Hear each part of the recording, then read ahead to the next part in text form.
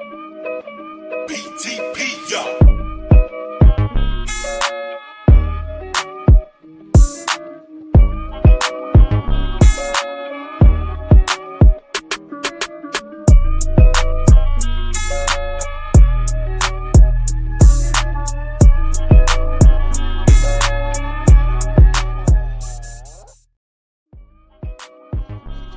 I don't know what that little sound was at the end there. But YouTube, Glow Yard Gang Podcast, listeners all over the globe, guys. Welcome to a brand spanking new episode of Cap and Crown NBA Podcast. Members only. All right, it's just our way of showing thanks to the members for showing love to the channel in that special way.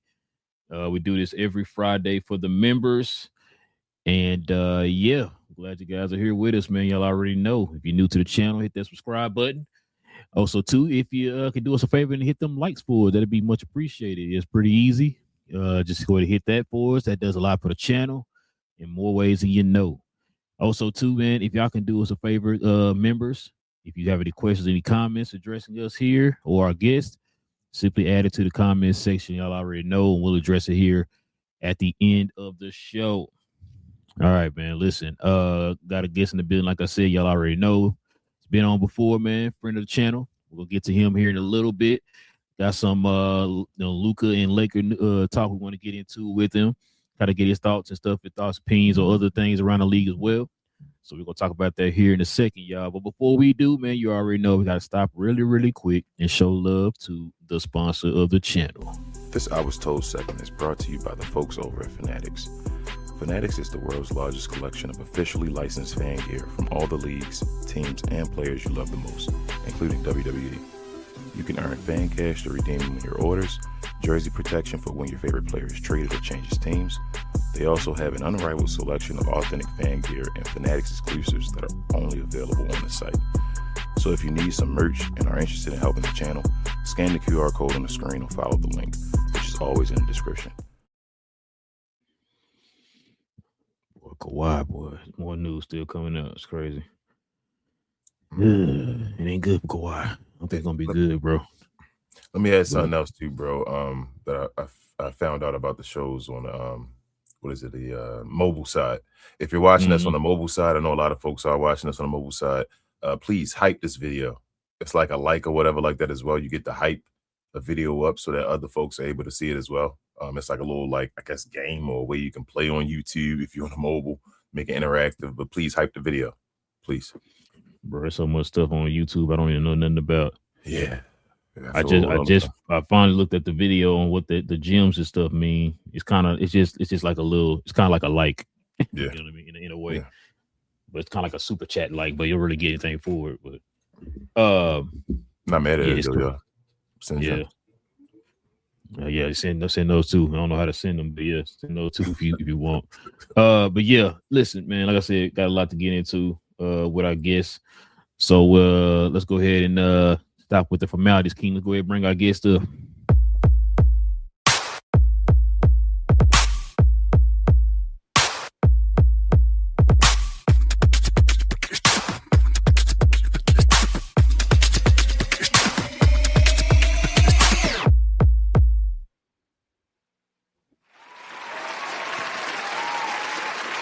Well, what up, guys? What up, Matei? We don't have Greg, but we got Matei, man. What up, Matei? What up, guys? Always glad to join. Glad we can have another basketball talk. It's always good to have basketball talk with you, man. I see you over there. How's the temperature over there? I was just about to ask, man. Hot. Oh, man, it's hot. We're in the hundreds, like, for the past couple of weeks, and the humidity, like that's what gets you. The humidity. The heat is one thing, but when, there's like 70-80% humidity in the air, it's just like you're feeling like you're in the tropics somewhere, just not the same greenery around. It's the same. Rao knows nothing about humidity. Yeah, I know absolutely nothing about the heat over there in Slovenia. Shout out to Texas. Listen, man, we got a lot to get into with you, Matei. I guess before we start, man, we can get your thoughts on the Kawhi Leonard situation, man. I know you heard about what's going on with Kawhi. More news just dropped. Supposedly he was getting some sponsorship from the people who do the jumbo screen at the stadium, man. It's getting crazier each day. Actually, I've been just listening to the last Pablo Torres pod before we started. Just started. That's what I need to listen to. His latest news down, the one you referred to, the Jumbotron deal. Like, how many under the table deals has he actually done? And what are they gonna wait? Like, are they restarting the investigation now? Is the league gonna investigate all of those deals, and it's gonna take another like year till we actually find out what's gonna happen? Is the trade like on the shelf now till they actually resolve this? And does it mean it can actually go into next season? That's what I'm wondering now. It's a bit of a clown show. Like, and I'm talking about the league now and their investigation, not just the Kawhi part and Uncle Dennis and the Clippers, Ballmer, everything they've done. The league's not managing the situation like they should. I think they're making too many mistakes. It's been a bad run for Silva. Like, if we're talking the last year or so, like, it's not looking good for him. And if he had a vote of confidence and fans would vote now, like, how much do they still trust in him? Like, if we go back the way he came into the league with the change of Clippers ownership, everybody praised them for acting so fast and getting that previous Clippers owner out and bringing in Ballmer. But now the same Clippers might actually be part of his undoing. I mean, I don't think he can lose his job based on, just everything he's done and the way NBA operates. But, like, it's not looking good. And it's not looking good from the team perspective, from Kawhi's perspective, and from the league's perspective. So, I don't know. Like, I'm just waiting for another. Like, what's another deal he's done? And, like, if they don't come down hard on them, then they actually invalidate everything the league stands for. That's what I've been saying, Matei. That's what I've been saying. You got to, man. Like, it can't be a slap on the wrist. Because then, like I said, then I give everybody else incentive to do whatever they want to do. Like, I'm just gonna get a little $500,000 fine. I'm good. I'll risk it. You know what I mean? Like, it's crazy. Can be just money. Because I mean, 500,000. Like, we're talking.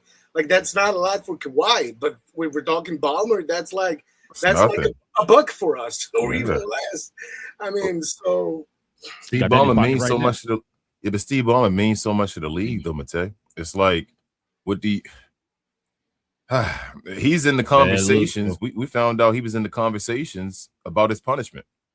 They're talking to him about his punishment. So that's how much influence he has. Right? Yeah. What are you comfortable? What kind of punishment? When you was a kid and you did something bad, did your parents come to you and say, okay, now listen, I got these 3 punishments for you. Which one is comfortable for you? Like, I'll take the just sit in my room. Okay, cool. You don't want the spanking? You don't want the... No. That's crazy. You know what? It's funny you brought him up, but I'm going to get your thoughts on... I think we ever talked to you about him before. What's your overall thoughts of Adam Silver?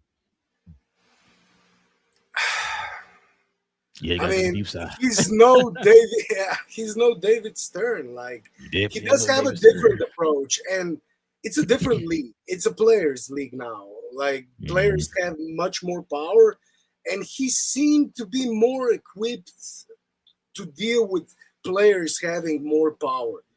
But on the other hand, when it comes to managing the league, you have to be a bit of a dictator in some instances.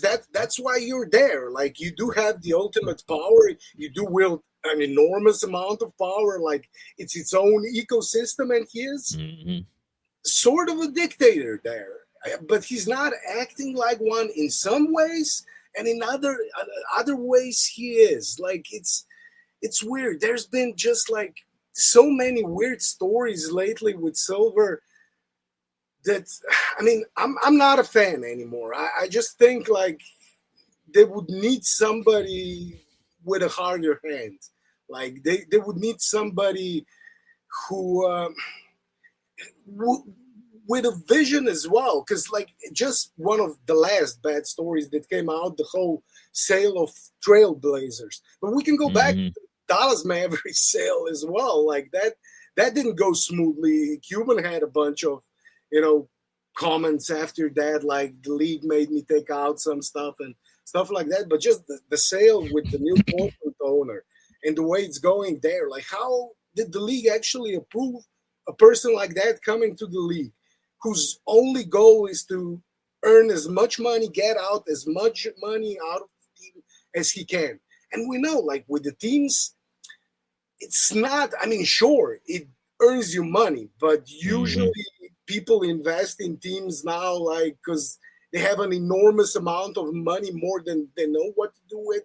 And they, at least in the past, they were sort of fans. But now, with all those financial funds coming into the league, being the owners, it's a lot of things is changing in the league. And I don't think Silver is the best person to deal with all of those changes. And I think he's made too many mistakes already in the last couple of years. So, and say, what I think what is happening too is like things. So the difference between when Silver's running things and when David Stern's running things, when David Stern was running things, he was the catalyst behind those changes in the league, right? It's because of how things are changing around Adam Silver. He's having to adapt as it's changing. So it's kind of different in a sense. You know what I mean? And so he's going to have to, like you just said, he's going to have to learn how to adapt and change with whatever is happening with around the league. Like you said, man, it's a big difference from when David Stern was running it to him. Now these teams worth like $10 billion. Now, you know what I'm saying? Like, I don't know if y'all heard when they're talking about the two doing expansion teams, whoever owner comes in to try to buy those two teams are going to have to come to the table with $10 billion off the top. Yeah. You know what I mean? Like, so it's a different time. Like, when you said that, my mom went to that, I said, okay, you know what? I might give him a tiny bit of a leeway on that because things are changing differently how they're changing with David Stern. You were the catalyst for the change. You're just part of the change when it comes for Adam Silver or whatever, right? So I'll give him a little bit of it, man. But there are some things, it's like, you got to kind of, it's like, I don't know, it's like a lot of common sense stuff with him, man. Sometimes it's like Adam, like you're focusing on like, what's the one thing we were talking about, him changing up, certain rules, all-star game or something like that, right? Like it's certain things like that, like that's not important right now, bro. The all-star game, or I should say, like when I say when he changed it up, what he changed it up to, that's not it. Like you kind of missing the point on why people are saying the all-star game is not the same. It's not because it's not fancy enough or trickier enough. You know what I mean? Like it ain't. It's the effort. That's it. It's just the effort. How can we hone in on the effort that's given at the All-Star game, not what the spectacle is? That's not the issue. The All-Star game itself should be the spectacle. It's what the people are giving you on the court. That's the thing that we're talking about. And it's like, it's stuff like that he's missing the point on. It's like, Adam, just pay attention. Yeah. This is what it is. No, I'm hearing a lot of people say they're shooting too many threes. That's the issue. Like, that's not what the case is, Adam. That's the part that gives me about Adam, bro. It's like sometimes he missed the mark on a lot of things that he can simply correct, and that'd be the issue. That'd be the end of it or whatever. But that's my only issue with Adam, bro. Like I said, I'm going. My bad. Go ahead. The changes part you mentioned, like all the changes the league is going through. We're talking like the social media era. We're talking the whole betting part of the whole league, like league embracing betting and everything that brings with it when it comes to the players, when it comes to the organizations. Now we're talking prediction markets too, and how that comes in. The sponsors, embracing the sponsors, not just like in the background, on the jerseys now as well. There are so many changes coming to the league and stuff that will affect the league for decades to come. So the decisions they're making now, we're talking expansion as well. We're talking expansion to Europe. We're talking about the whole NBA. Forgot about Europe, that. right? Forgot about that. Like he's juggling so many big balls. Right. he's juggling a lot of balls right now. A lot of big issues are, and it's gonna, like I said, it's gonna affect the league way down the line. We're talking years. I'm gonna tell you, and when you said that too, maybe that's the issue.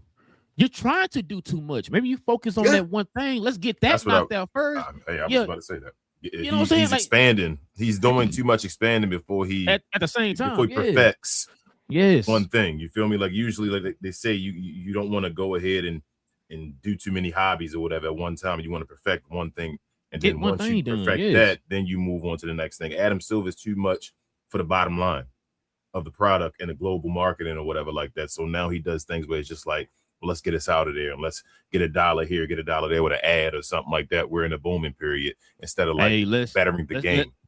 Let's put games on every streaming service out there instead of focusing on one or whatever. Focusing on bettering. You feel me? Or bettering how the game is presented. Like we talk about ESPN and all. Like, bro, the way ESPN talks about the game is trash. Why don't we better ESPN first and deal with that partnership before we continue getting other partners? But he's not thinking about that. He thinks about, well, let's just get 15 partners, even if 3 of them are trash the way they present us or whatever like that. It doesn't matter. We still have, those 3 are the loudest of but we still have 12 of the others. He feels like, instead of like, well, those 3 are the loudest, like you just said. Mm-hmm. Yeah, no, that's a great point too. Because like I said, I think when Adam Silver, like you just said, Matei, when Adam Silver first got there, me and King was like, we like this guy because of what he did with the whole Donald Sterling situation or whatever, right? Like, okay, he one of those guys where he's kind of stern a little bit, but kind of fair. We felt like he was in the middle of what David Stern was. But as time is going on, it's kind of what you were saying, man. It's just like, bro, what Adam, come on, bro. What are we doing, man? Like, you were showing. Yeah, you're too far the other way now. And it's like you were like, he's like the complete opposite. If you had a coin, it's David Stern, the other side is him. Yeah, you know what I mean? So that's why I was like, we always thought he was the chosen one when things were kind of the beginning of it, right? And like there's some things that he added that I'm like, okay, it's cool. I'm not used to it. We grew up in a time where, hey, you got the regular season and you got the playoff. That's it, right? Championship, whatever. Now you got, NCAA tournament, you got a play-in tournament, all that. Like that's fine, bro. That's fine. At first, I wasn't cool with the play-in, not by play-in, but the NCAA tournament. I was like, okay, that's unnecessary or whatever. But I mean, it is what it is.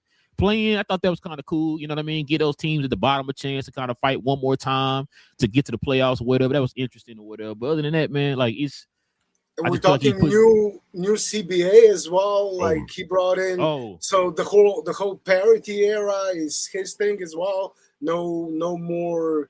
No more big. Do we blame the CBA on him though, Matei? Or is that more on the players association? It is what he wanted. It is what he wanted. It is, but I mean, they had to sign off on it. I can't believe the players signed off on it. I always just can't believe the players signed off on CBA. They have to take their part of the blame for it when it comes to signing off on it. But it is what Silver wanted, and he got it. It to a certain extent, I think that is because that's why he added the play-in and all that stuff. He wants that parity to add to the playoffs. He wants parity, absolutely. Yeah. Because you love the play-in. Like you just said, I love the play-in too. It's fun when it's happening. But, bro, like we say, more than half the teams in the league make the playoffs now. So it's kind of like... Yeah, kind of lose it a little bit. Yeah, what are we playing for? Then changing it's like... the whole tanking. Everybody can... Yep. So I don't know, bro. There has to be a comfortable medium somewhere. Like he has to figure this out because I don't know if 20 teams should make the playoffs. That's a lot of teams, bro. Out of 30 teams, 20 of them make the playoffs. Bro, you 36 and whatever, bro, and you trying to make the play.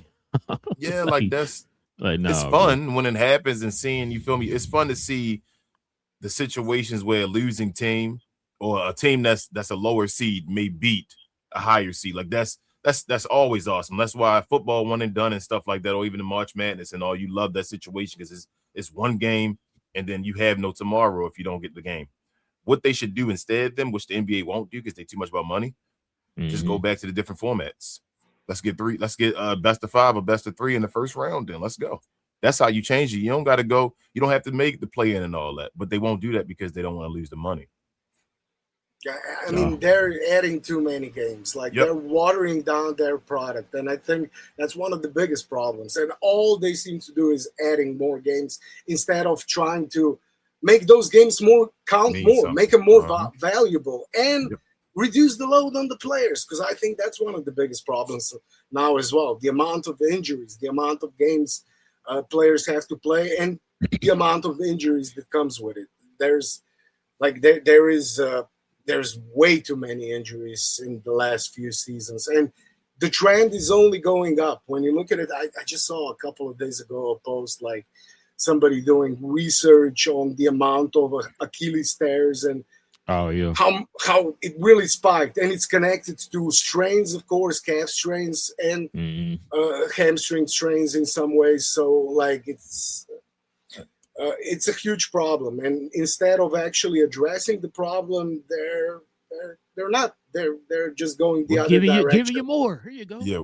Why do you feel like, Matei, that injuries seem like they're happening more often? Like you said, the Achilles injury used to be that one and done. You would rarely see a person get an Achilles injury. When you saw it happen, you were like, oh man, they got an Achilles injury. It's over. And now you see players damn near every year getting Achilles injuries. But I thought the league was personally getting to a place where the players were doing less. Like if we think about I don't want to keep comparing it to like a Jordan time and all that, but like, you know, players were playing the 82 and playing 40 minutes a game. And different basketball, different game, King.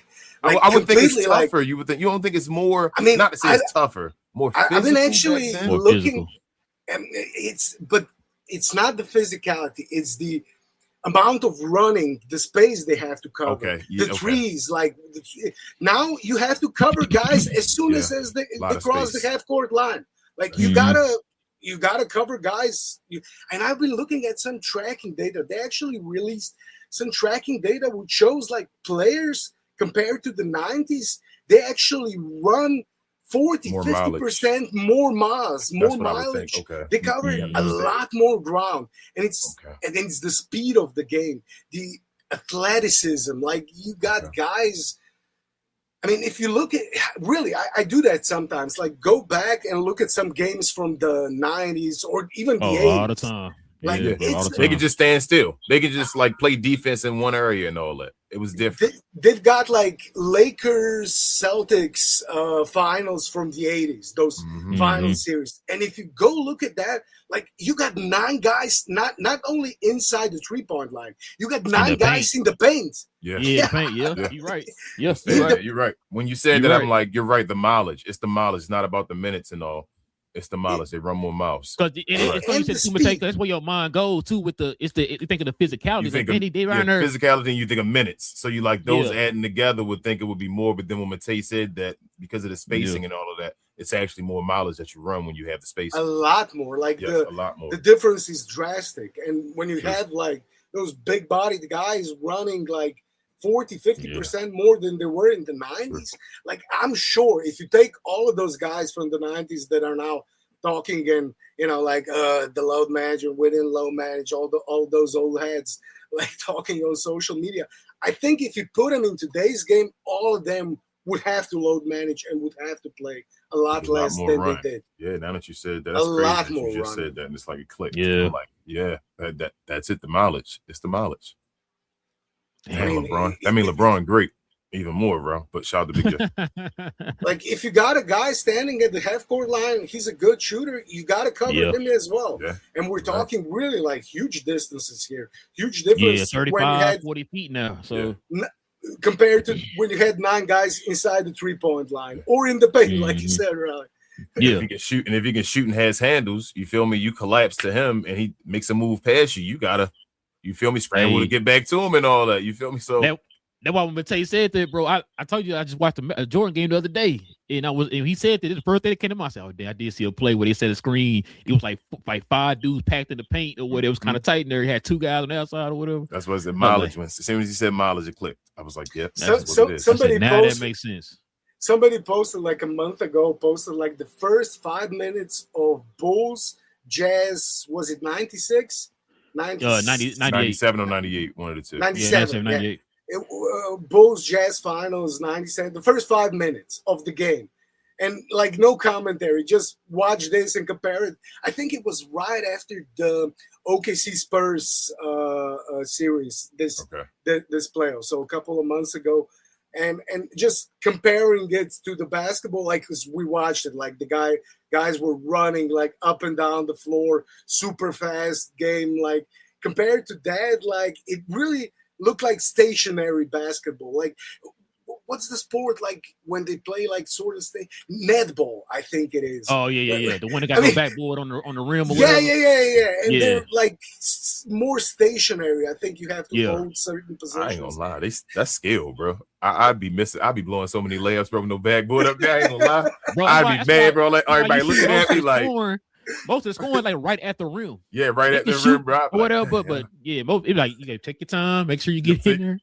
It kind of looked like, I mean, comparing those games to the games now, like it kind of looked like that. And people are saying, yeah, the pace was fast in the 80s, fast in the 90s. Sure, there were a lot of possessions, but when you look at the speed of the actual game, not just transition, but half-court game as well. Like I said, the amount of space you have to cover, it's just way different.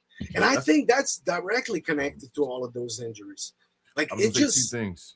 I was gonna say, Matei, two things can be true at the same time. I think we're talking about a two-thing situation where the physicality can be more in the past. That's true. Like guys were hitting each other, you were closer to each other, so you were able to touch each other and get rough as far as that type of things. But nowadays, like you said, it's a bunch of running and leg injuries because you're doing more cardio and movement and all that stuff. You got to move like Steph Curry. You feel me out there? And it's a bunch of guys trying to play like Steph Curry now.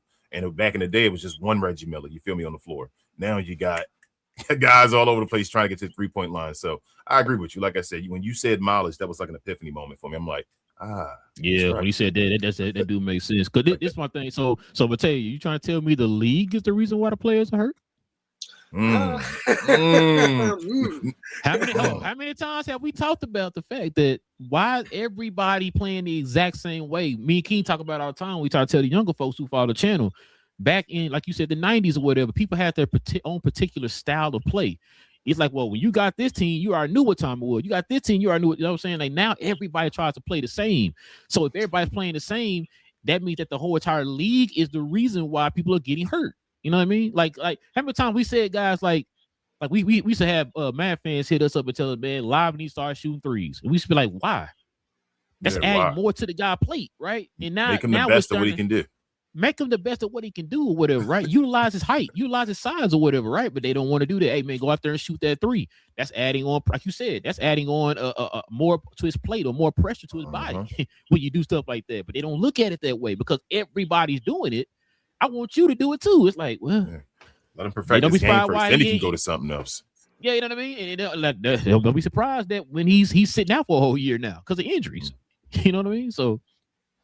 And when we're talking 90s and physicality, like a lot of times I think people mistake like when they're talking physicality, like just, somebody elbowing you in the face is one thing. It's not pleasant, but it's not going to take you out for 6 months or 3 months or 2 months if you have a bad strain.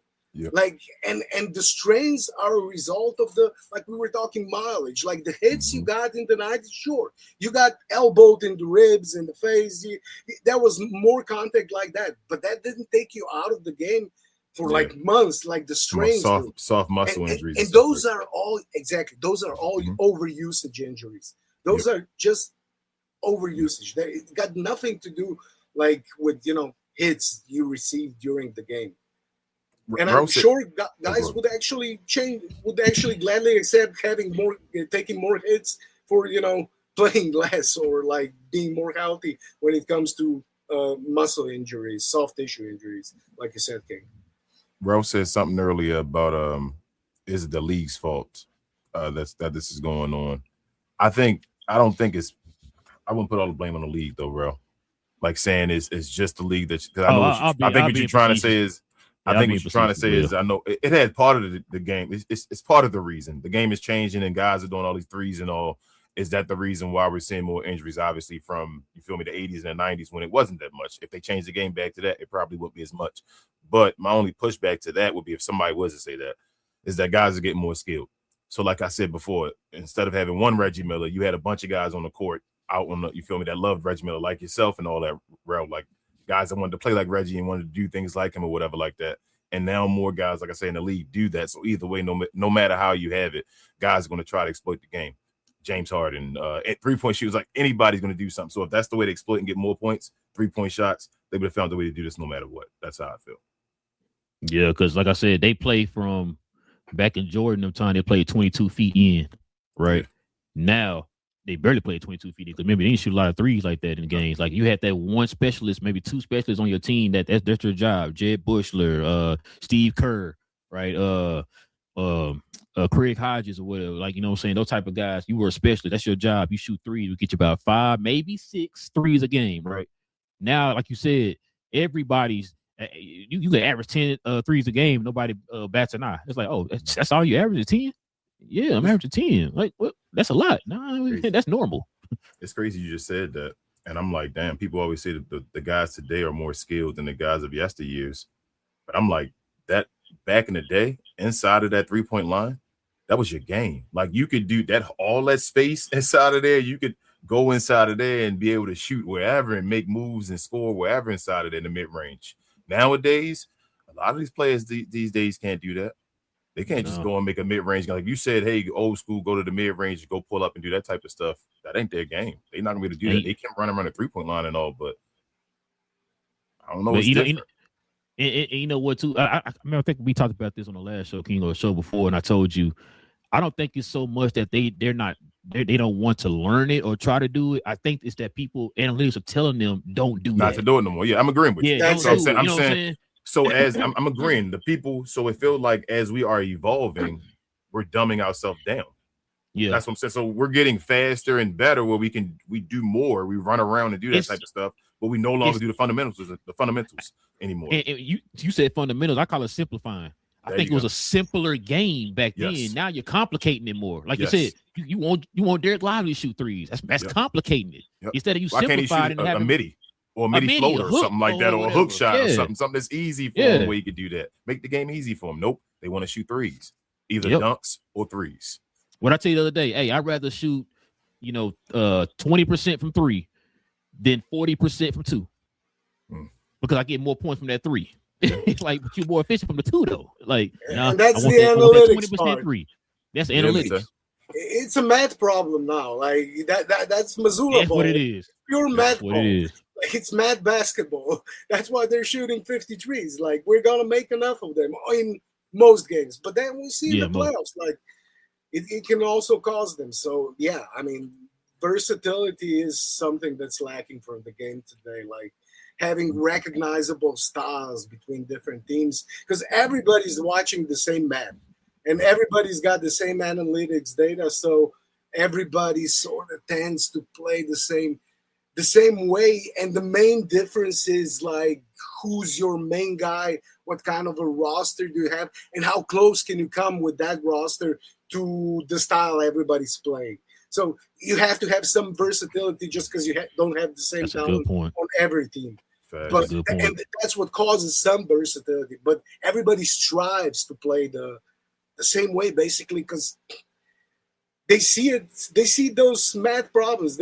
Everybody's got those analytics people in their front office who come to their door, like all the coaches. Look, the spreadsheet says it. I mean, we got data here. No, I mean, just bringing the laptop or the iPad over there. Look, everything. The data's here. We just got to shoot more threes. But it is true in a way, because that's the way basketball went with the resurgence of the 3-pointer. It is. That's why we started talking about, are they going to add a 4-pointer? Is that something, they might go into? And I wouldn't be surprised in Silver's League if that actually happens. I told Rel. Yeah. I told Rel. But if I was a coach and I was coaching like a Giannis Antetokounmpo and I wanted to take him to the next level, I would not have had him shoot threes. I think I would have had him. Yes. If Giannis could have shot the ball anywhere in the mid-range, anywhere. Like I'm saying, out 18 foot to 20. If he had a Kevin Garnett mid-range shot, bro, with that 1 foot in the 3-point line, on that line, he wouldn't have to make threes at all, bro. We've seen guys not be able to make threes and dominate. Dwayne Wade couldn't shoot threes. Who stopped Dwayne Wade? When we were ever saying Dwayne Wade, but he can make every midi you needed him to, however he needed to. You feel what I'm saying? You don't need the 3-point shot if you can't shoot it. Make the midi. If Giannis had the midi, he'd probably be, like, by far, hands down, the best player in the NBA. Like, I don't think there'd be a question. If he was an automatic midi guy without a 3, he'd be the best player in the NBA, just automatic. 45, 48%, like something like that would be enough already. When he's open and you say, "Oh, well, you gonna leave me open? Here you go. Wow, I'm gonna knock down the shot." No one will be able to stop him. There be no wall. What wall could you make against Giannis? But you gonna stop at the rim? Okay, give me this easy midi real quick. Wow. And when you mentioned KG and Wade, like, would KG and Wade be the same players if they play today? Like, would they be looked at differently? I mean, would they had the same careers they had, like Hall of Fame careers, if they started playing today? I mean, sure. With the analytics and all that. Yeah, they would make them shoot more threes, and then I don't know if they would have the game, or would the team be open enough to allow them to play their game? Like, their game is mid-range game. Like, would the team be willing to go through the ups and downs at the beginning of their careers? Like a Dwayne Wade saying, "Hey, Dwayne Wade, you shoot middies," because Dwayne Wade wasn't even like the number one guy at the beginning of his career on Miami. Remember, was Lamar Odom and Caron Butler and all of them was there with them and all that. So he was there doing his stuff. And would a team nowadays be like, "I'm going to allow you to shoot a bunch of middies as a rookie"?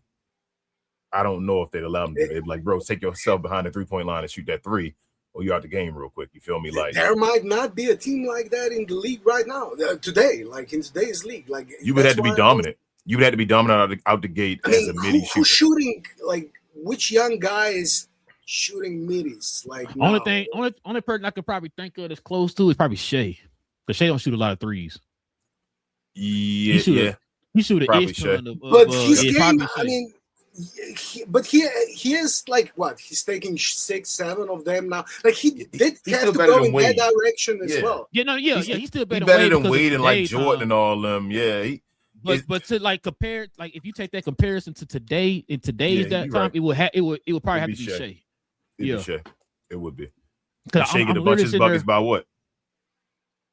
Take them fouls away. Yeah. Feel me? He had to change his game up. That's why he changed his game up to get more buckets. Yep. Yeah. Last year, SJ took 6 3-pointers per game. This year, he took 4.4. Yeah, so like he's still. I mean, it's still like compared to Wade or KG. Yeah. I mean, it's Wade, like positionally. Yeah, probably Wade. Yeah. Like he took like 1 maybe. Yeah, Wade probably like 1.5, 1.8 a game or something like that. I'm probably on the high end if I'm going that far. Like Wade, shot threes. Since you being nice. Yeah, I'm being nice. Like I'm just trying to be nice. I think Wade was shooting like 1 point something, bro. He said it was games. There was a bunch of games Wade didn't shoot a 3 at all. You feel me? Like those were games easily. And Wade picked and choose his threes. It wasn't just like, I gotta shoot a 3 or whatever. No, you left me wide open. Okay, here we go. Yeah, I'm gonna take it. Yeah, take this 3. Or he checked or whatever. You know what I'm saying? Like he'll take it or whatever. The most threes he's taken in a season per game was 3.5, but that was a total outlier. Like his first 5 years, he took 1 3-pointer per game. So you're about right. So I say that's Wade, man. Wade was nice too. No, like Wade had moves. Wade was skilled. Wade was just that flash, that in between dribble and all that, bro. Like Wade, damn, injuries, bro. So, another guy. But Tate, I asked King this question. He always tell me yes, but let me get your opinion. Do you think the league will ever kind of go back to a traditional style of basketball? Because it sounds like, right, like you said, not only with the threes, they're taking away position. A lot of teams are trying to go positionless now. Like I remember I told King, it's funny. I always hear people say, like a point guard is, us growing up, point guard had the ball majority in their hand because they're the ones setting the offense up. That's normal. Now it's like, the point guard holding the ball too long now. Get it out of his hand and give it to the small forward. Let him run the offense. It's like, that's not the small forward's job, right? And so now we kind of have it to where not only they shoot a ton of threes, they're trying to go positionless now. They're trying to cut back on usage and let everybody run the offense a little bit, man. But do you think it's ever going to go back to where you got at least traditional point guard, shooting guard, small forward, so forth, so forth? It's the evolution of basketball. Like it's going to evolve. Like it will never go back, but it will change over the years. So, where is it going to be in 10 years, 20, 30? I'm sure like in 30 years, like the game is going to look 4-point and 5-point different. Yeah. We're in the evolved 70s. I keep telling Rella, we're in the 70s over again. This is just the evolved version of it. We're in the 70s again. This is the worst era of basketball was when it was parity, when stuff was going on was in the 70s. we're complaining again about basketball and the parity and all that stuff that's going on right now in the situations like Adam Silver and all batting and all in the 70s. And then we're waiting for Magic Johnson and Larry Bird to return again. And David Stern. And David Stern, I guess. Yes. We're waiting for them to return, and then we'll move on, bro. It's a full circle. Everything is full circle. Man, I hope you're right, man. It is. I mean, all the NBA is going to fail. Go ahead, Matej. I mean, I don't think we're ever going back like to a straight positional basketball. Like PG is a guy who only sets up the offense and that's all he does. Like then you got a shooting guard who only shoots and that's all he does. Like you got a forward, you know, he gets to do a bit more, but not really, definitely not handle the ball. Like with the level of talent and the amount of like 6'7", 6'8", 6'9" guys who can do everything. You're not going back because the talent is not going back. Like the evolution of players, the evolution of basketball, it goes hand in hand. When you got players, when you got 7-footers who can pretty much do everything with the basketball there is to do, you're not going back to big just, you know, posting up or, you know, playing pick and roll, and that's all he does. You're going to have like more Jokic's, more Wembys, more. I mean, Luka is actually becoming sort of a prototype now. Like what you want in a player, average like height. 6'8", 6'8" guy who can do everything. You know, who can shoot, who can pass, who can dribble, who can, you know, pretty much. And if they can't do now, like if they're too one dimensional now, it's harder for them to stay in the league. So every player is gonna strive to, you know, do, at least when we're talking the top echelon of players, the most talented guys, you're always going to have role players, but they're just going to sort of, you know, try to fit next to the main guys who are going to be, you know, I mean, you know, you can only wonder what Wemby 2.0 is going to look like, or Luka 2.0, you know, when you got, you know, guys who can do everything Luka can, but can also, like, I don't know, defensively lock down everybody, you know, and stuff like that. So, or be a Steph Curry, like 3-point shooter or something like that, where it's just automatic. You feel me? Like, just crazy stuff. Yeah, exactly. And with the evolution of shooting as well, you're definitely going to have a lot more. You already do, but even more 7-footers who are taking step back threes. So, and what do you do about that? You know, we're going to label them differently now. They're no longer going to be labeled like point guard and all. That was you guys remember Rashad Phillips, like the Luka draft guy? He actually, one of the interesting things he did, like he got deservedly so ridiculed for some of his Luka things, but he actually put out the book where he tried to redefine positions, and he had like dual forward, like stuff like completely new terminology. And I mean, some of that, like I was, you know, but the idea is actually correct. Like the general idea, you know, you have to sort of redefine positions. I just disagree. Like if it's positionless basketball, you know, when you redefine positions, you know, you got to have more broad definitions, because he had like 8-9 different terms or something like that, and everybody, it's too many for different people instead of the positions. Rashad, but shout out to Rashad. He's been on the show before. That's our guy. I hope he's listening to this, because he definitely would love to hear somebody from Slovenia give him like credit and all after all the hate he's got. No, I thought that was really interesting. He's a great basketball mind. I told him to his face, he like, just had you made a big mistake with that tape. Like, but like Rashad had some like opinions on stuff. But I don't even think they're gonna go that far, Matej. I think we're gonna label them player 1, player 2, player 3, player 4, player 5. That's it. And there's maybe even less. Saying that player, there you go. They already starting it with the all NBA teams. Remember, there you go. That's what I'm saying. He's gonna be player 1, player 2, player 3, 5 and you're gonna line them up. First all NBA team and all that stuff. Wait, that's it. Yeah, that's how it is nowadays, man. It's getting to that. We just saw, like I said, we saw it with that. I think the defense team is the same way too. I think it's just who the 5 best defenders or whatever in the second like 5 or whatever. This year, wasn't it? Yeah, I think it was like who was it? It was Wemby, Rudy, Jokic. Oh my god, Wemby, Rudy, Chet. It might have been Triple J as well.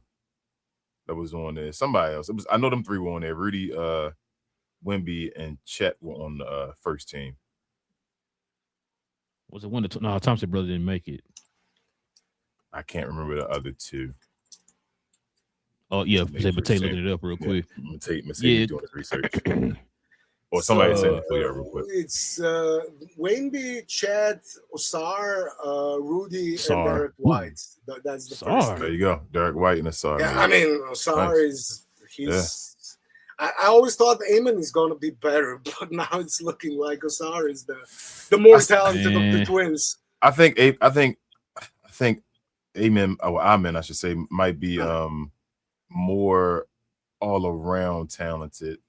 Osor might be more defensively, like that might be more of his niche to just straight stay there. So he may be better overall on defense because of that. But I think Amen has more of a overall and an offensive talent as well. Like a man can be a Sean Marion type of player. But he hasn't shown it yet. Like No. But Osor has also been asked to be, I feel like, more of a role player. They want Amen to take that step to be. You feel me? That they're trying to get him to take over games and be that and have him be a point guard completely and all without Fred VanVleet. I think Osor is just do your role right now. Like they would love him to get 3-point shot and all that stuff and be a great just 3-and-D guy that runs transition and that type of stuff. But go ahead, bro. Did y'all see that tweet that went on? They showed the Thompson twins. They were like after they got through lifting weights or whatever. And somebody posted everything, but trying to learn how to shoot a jump shot. Yeah, I knew you were gonna say that. When I saw that, bust that laugh. I said, I'm thinking the same thing. Like, what does God do with your jump shot? Come on, bro. Just work on that. Like, I think we said it before, Matei on the show. You remember how Bruce Bowen used to play, right? Yeah. He shot like 55% or whatever, or corner threes or whatever, right? It's like, bro, listen, if y'all at least add a corner 3-point shot to your game, you know how much that would open up the offense? Yep. You know how much of a threat you would be, especially for Detroit. That will open up the lane tremendously for my guy. What's my guy name? King. I'm blanking. Cade. Thank you for Cade or whatever. So and you athletic. They two of the most athletic players in history on the baseline. Athletic. It would be. So if somebody collapses, too aggressively, zoom, like you said, gone right to the rim for easy dunk. Yep.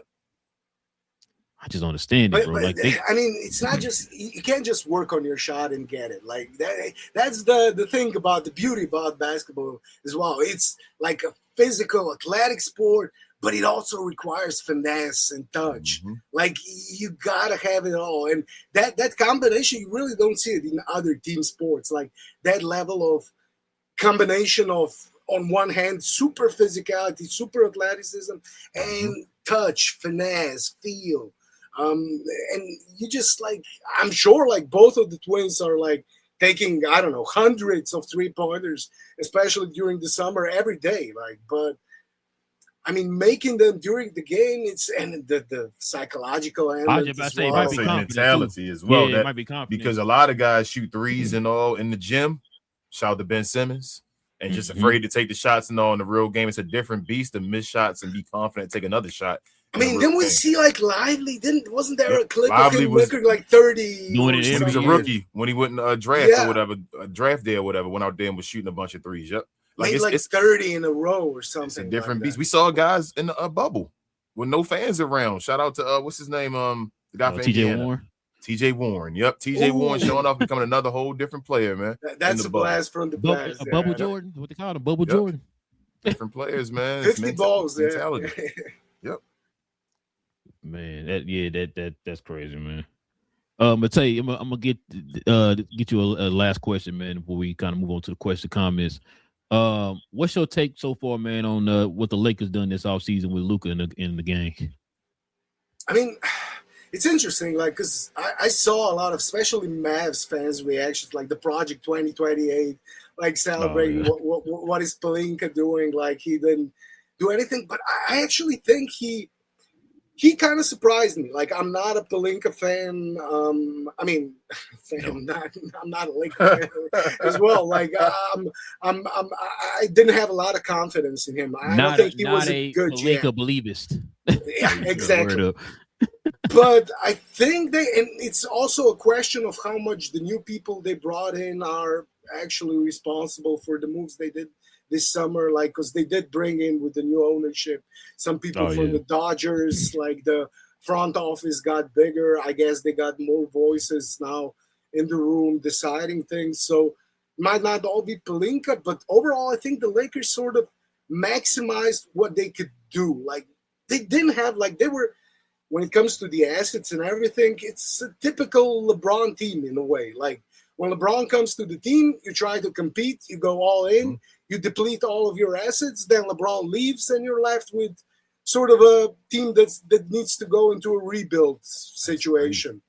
And if they didn't luck into Luka, if the whole thing didn't happen, that's where they would be right now. Probably looking at 4 or 5 years down the line, rebuilding for the next 4 or 5 years, and thinking, after OKC and Spurs era ends, we can maybe compete again. But right now, we're going to have to, like, rebuild for 4 or 5 years.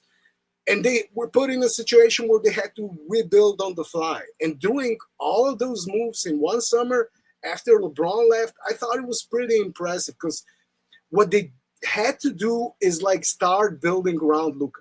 Like, the team Luka arrived to wasn't his team. Like, last year, it wasn't his team. It was still LeBron's team. That was LeBron's team when it comes to the locker room. And when it comes to their play, like, they had to adjust to, it might sound weird, but it's actually true, adjust more to LeBron in a way than they did Luka, even though the narrative was completely different and LeBron adjusted. But, like, when it comes to defense, for example, like, they were hiding LeBron more than they were Luka. Luka, just if you go by the numbers, when you look at the number of possessions he defended, he was top 3 in ISO possessions defended, like, in the league, among all players. So he was, like, switching a lot. He was playing on the perimeter a lot, because, like, at the end of the games, like, he had to, like, switch on all those small guards, because LeBron was on the dunker spot, in the corner on the block, like, getting the corner guy being hidden on defense. So in that sense, they did have to adjust a lot. And, LeBron, when it comes to his stature in the league, I thought Luka isn't gonna become his team until LeBron is there, and until they start to build around Luka properly. And I think they did this summer exactly what I sort of wanted them to. Got younger, got guys on longer contracts, got guys who aren't thinking about next free agency next summer. They had a lot of guys playing for contracts next year. I think that's huge.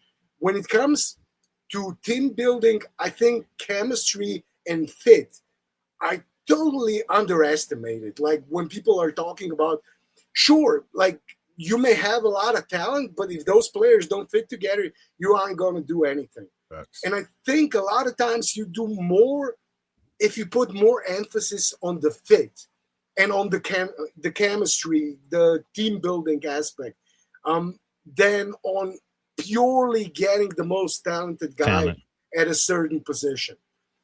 Yeah, I think Lakers went into that direction this summer. I feel like it's always a comfortable medium for everything. I'm gonna tell you, just gotta have a comfortable. You have to, obviously, you need skill, because you don't want to end up like the Dallas Mavericks of 2020. You feel me? Like that Luka, like Rain, when you were like, oh, okay, them guys are friendly to Dwight Powell and Maxi Kleber, but at the same time, you feel me? You do want to get a little bit of skill there with them. A guy like a PJ Washington and all that stuff. A guy that can, you feel me, come over there, do the dirty work, that'll actually be friends with Luka, that'll want to do the dirty work for Luka. Those type of guys as well. So I agree. I think it's just a comfortable medium in between. I mean, it is, yeah, like you said, it's a balance thing. Like, when you're looking at players, like, so sure, like, one player might be a bit more talented at a certain position, but if the other player fits a lot better with your main guy, and that sort of, that value can become a lot greater. Because we saw what Luka can do with the right players around him. Like, he actually makes them better.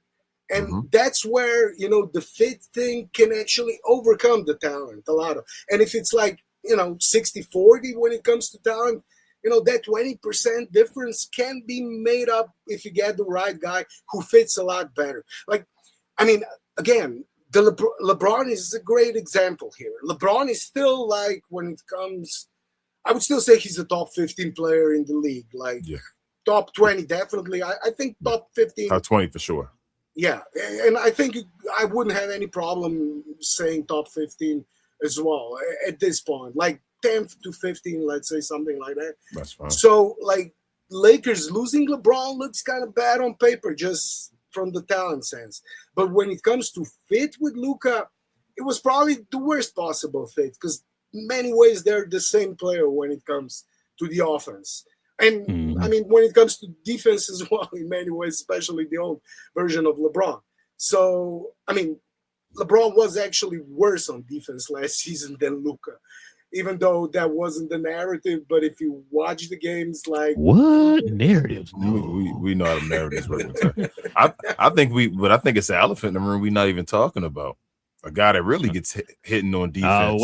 Waiting on you to bring up. That guy that really gets hitting on defense. That's that was the main guy. So how do you feel about that contract before we move on with AR? Do you feel like it's an overpayment at all? Like seeing that LeBron did get $8 million and AR got $8 million. Yeah, that's where the disparity between talent and fit can become like. I mean, like if you ask me, would I have LeBron for a minimum contract like right now? Sure. I mean, but LeBron didn't want to play for a minimum for Lakers. Like he wanted 30, 40 million from the Lakers. Those were the discussions they were having before free agency and before he announced he's leaving.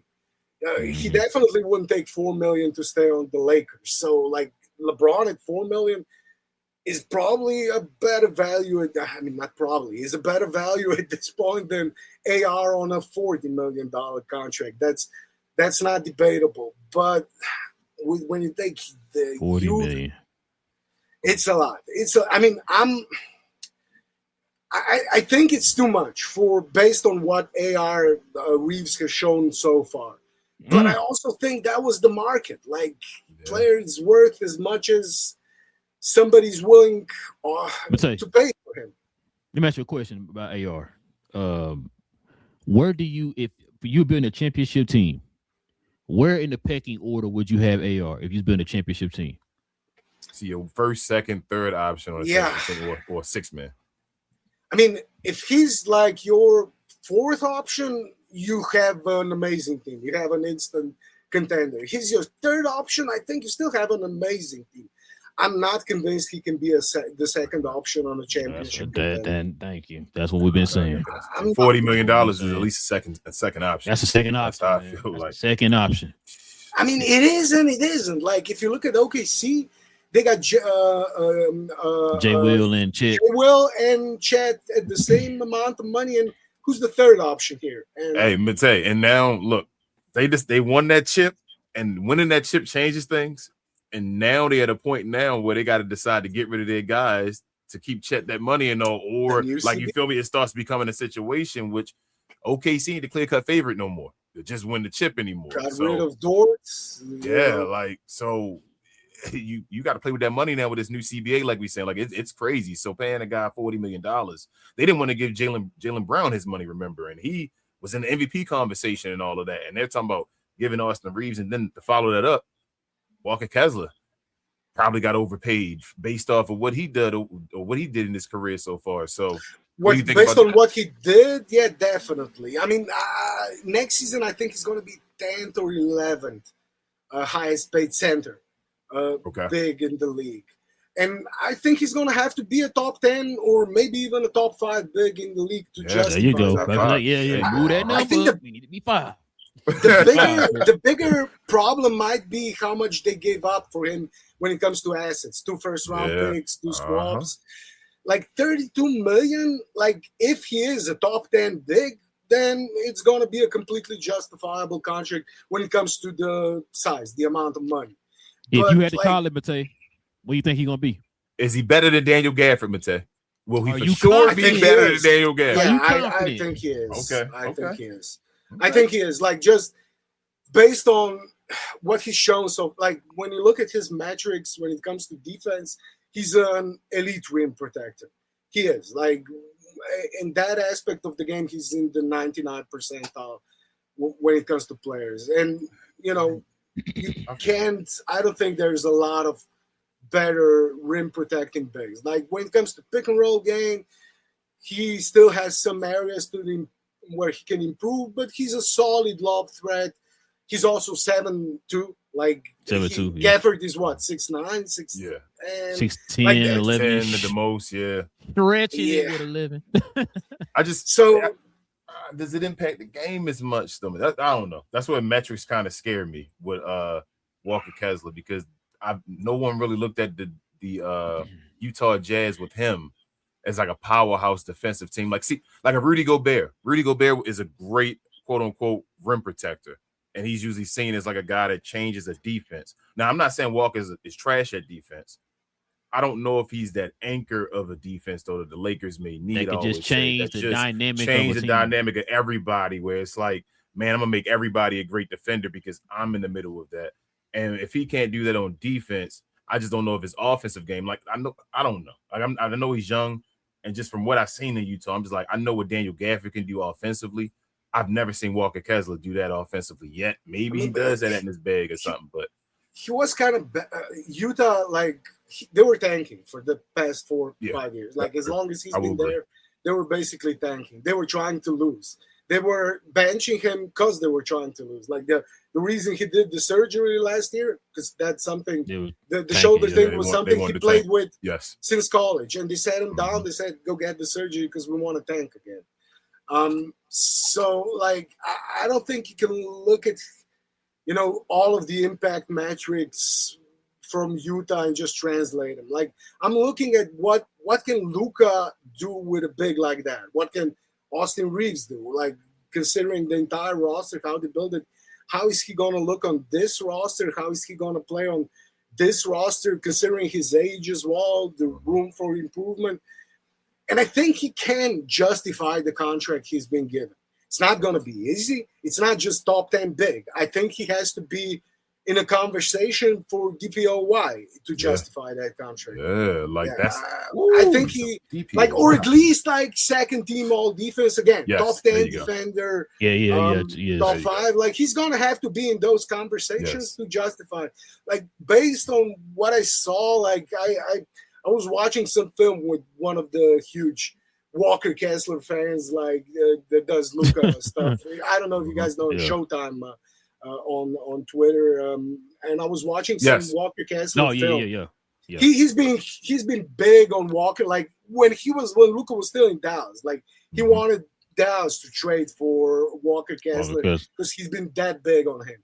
And I was watching some film on Walker with him, and it is like when it comes to his defensive instincts, like it's not just the physical, like his size, but it's also the timing and the IQ. I was watching him like count his steps, like when he had to block a shot, like count the steps so he can actually launch on the right foot and time the block perfectly. And stuff like that is like next level stuff when it comes to defense. So like I'm pretty high on him. Like I would be like if he's not in DPOY, like, and I'm not talking like he's got to win it or like got to be better in the conversation. Just being seen as a great defender, just being in the conversation, one of the best defenders in the league, and all that. 6, 7, 8 guys who might be in the conversation. If he's not that next season, I'll be disappointed. That's my expectation for him next season. And I'll be looking at his defense a lot more than offense. And not only that, but your boy, Austin Reeves, me and King has said this too. For the Lakers to take that next step, for them to kind of be in that conversation or close to the conversation, not only gotta be all-star. He got to be an all-star. He has to be an all-star. Like this year, that ain't not like conversation. Not reserved like you they already have their team. Somebody got hurt and then you got called up. No.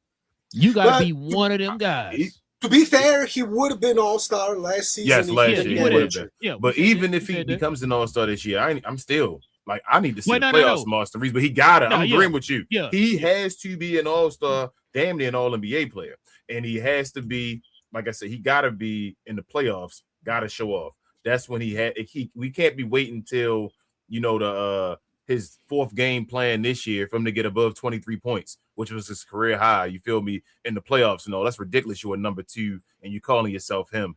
But lastly, when I Walker Kessler, I'll change the comparison really quickly. Not Daniel Gafford then.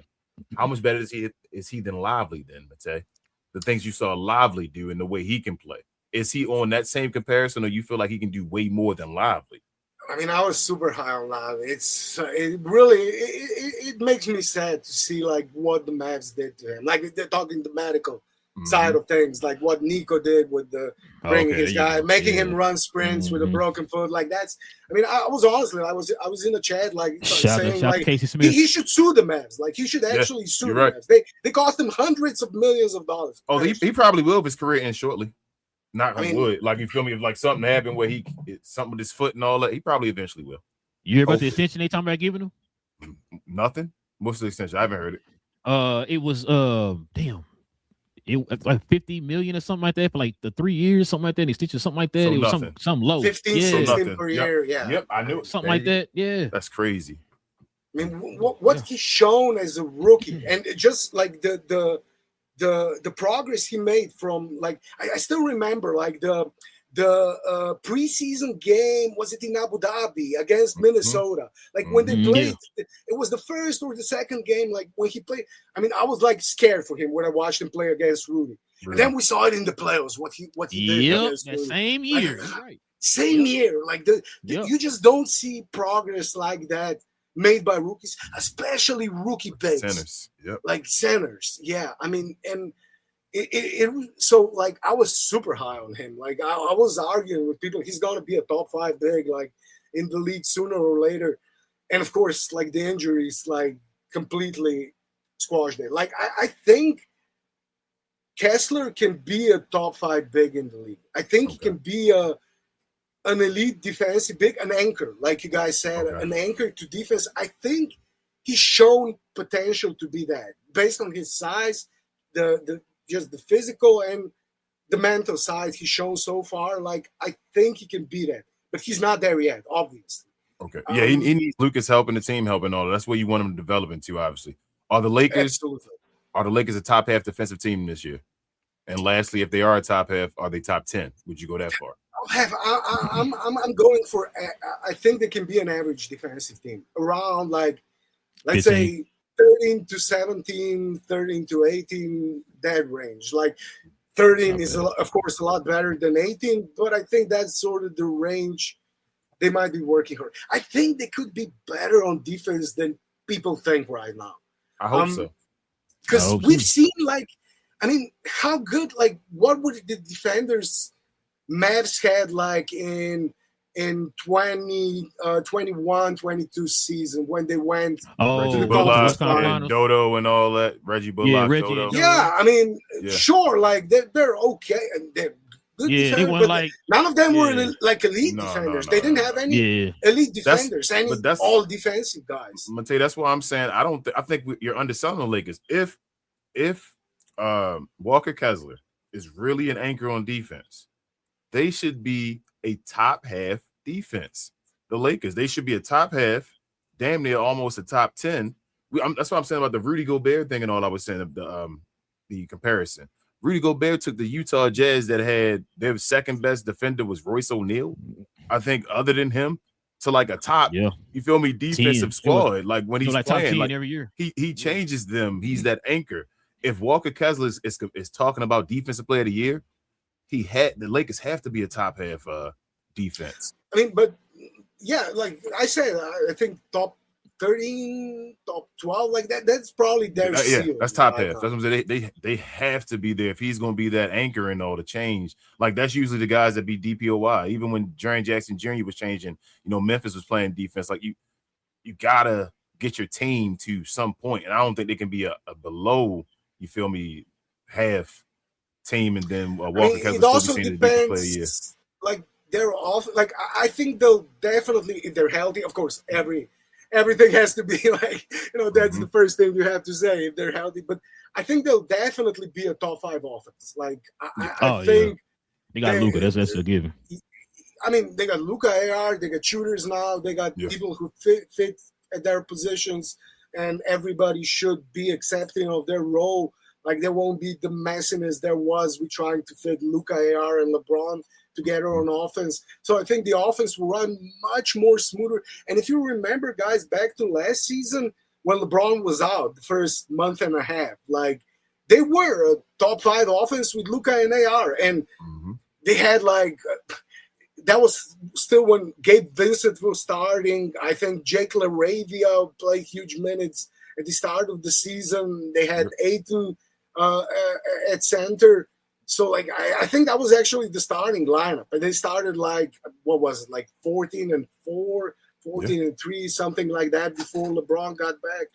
So, like, just getting players who fit better on offense and defense around Luka and Reeves in that case as well, I think is going to make them better. I think Luka can get, with average players, can get you to a top 5, top 6 offense. And I expect them to be at least the top 5 offense. And if they're like a top 5, let's say top 3 offense, top 15, top 14 defense, that can get you far in the when Nuggets won the championship, they were, I think, the second best offense and 15th best defense. So like they were completely elite on offense and average on defense. So, you know, defense wins championships. Yeah, Nico, we can talk about that. You need offense. Nico, my man, let's talk about it.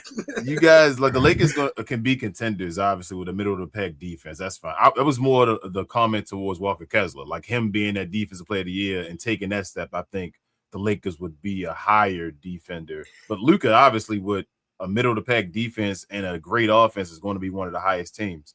Last question, though, Mate. I know I said that before. Is this a year finally where Luka gets a top 3 seed and he runs away? He's one of the top 3 seeds in the West since they got Walker Kessler and all. Can he do it and really be in the conversation for MVP? The West almost had it last year until he got hurt. The West is crazy, man. Mean, they actually would be, Lakers would be a top 3 seed last season if he didn't get hurt. Because they lost to Dallas at the end of the season, and they wouldn't lose that game with Luka playing, definitely. And that's what actually bumped them down to fourth seed. Like, so is it possible? Sure. The West is tough, so it's always tough to predict, especially when it comes to top 4, like home court advantage teams, but I think they'll definitely be in the mix for home court advantage, and probably in the mix for that third seed after OKC and Spurs, of course. Okay. Although I do think like OKC and Spurs might not get as many wins as they did last season. Now, OKC, they're not going to get that many. But Spurs as well. I think like the league has, I wouldn't say figured out Wemby. I mean, I would say, in some ways they did figure him out, like last season, like putting physical wings on him. Like, we know his game now. Like, we know what he's trying to do on offense. And if he doesn't change or add anything to his game, I think that might be a bit of I'm not saying a problem, but it's going to be something that's going to be easier to solve. Make it harder for him, make it easier. It's going to make it easier for defenders to solve. Yes, exactly.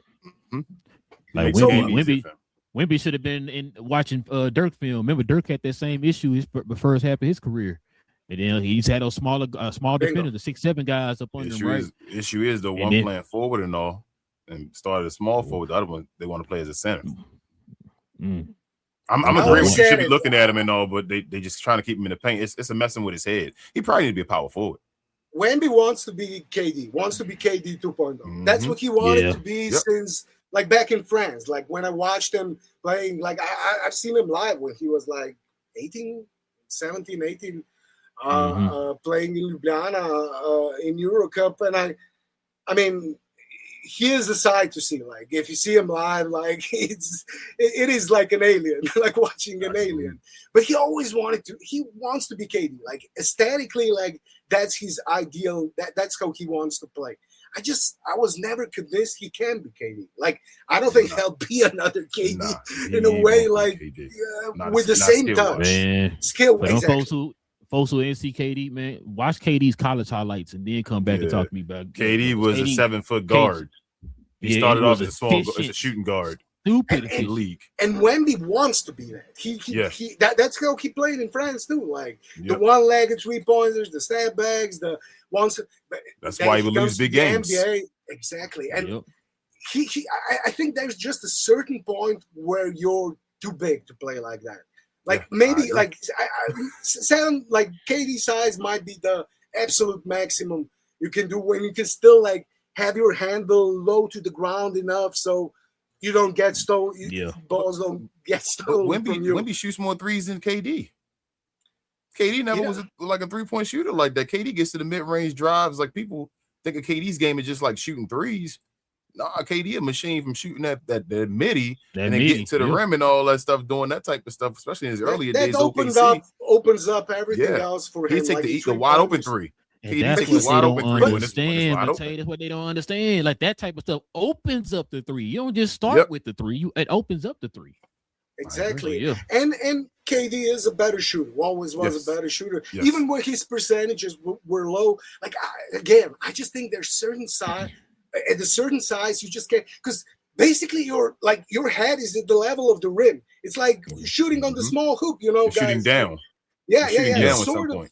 It's the same technique like on the small rim in your room, like the plastic rim you have in your room, like the sort of the same technique. You're basically shooting at the same size, and especially if you're jumping too, like at Wemby's size, I don't think he'll ever be an elite like shooter. So. If his game doesn't evolve, like, and again, can he evolve like to a better post player at his size again? And we're talking not just height, but width as well. Girth, heftiness, like with his point of gravity, like with those long legs, long skinny toothpicks. Like, can he actually? Because Porzingis had that same problem. Yeah. But he's a little bit shorter, a little bit stockier. Like, even though he was as skinny as Wemby coming to the league, like how much mass he can gain and how will that affect his mobility and game? Like there's a lot of like he's a fascinating player, and you know there's a lot of issues to be solved. But I also think that's why Spurs are going all in now. Like, because they know, like, there's a lot of questions with Wemby.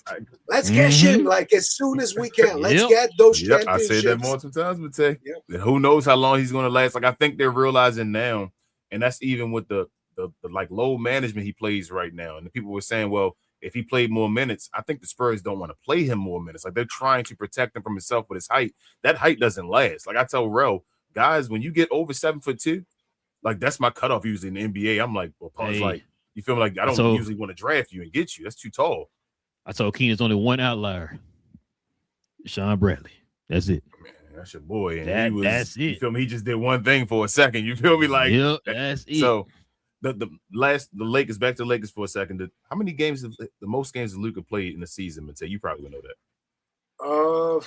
Was it something around 70, close to 70? I could actually check, but I think it was close. Yes, it was 70 in 23-20. 70. No, 72 was his rookie season. If 70 was. If he can get 70 to 72 games, the Lakers get a top 3 seed this year. He got a chance to win MVP. He got to play them many games. He doesn't have a chance to win MVP. He may not, but say, hold on. You're right about that. But I'm just saying. But let's not even talk about that. And let's go to Lakers again. He can play 82. He ain't winning that MVP. But he has to play. If real talk, if he plays 70, I want Luka to play 70-something games. I'm tired of him missing, especially playoff games. I hate that when players miss playoff games.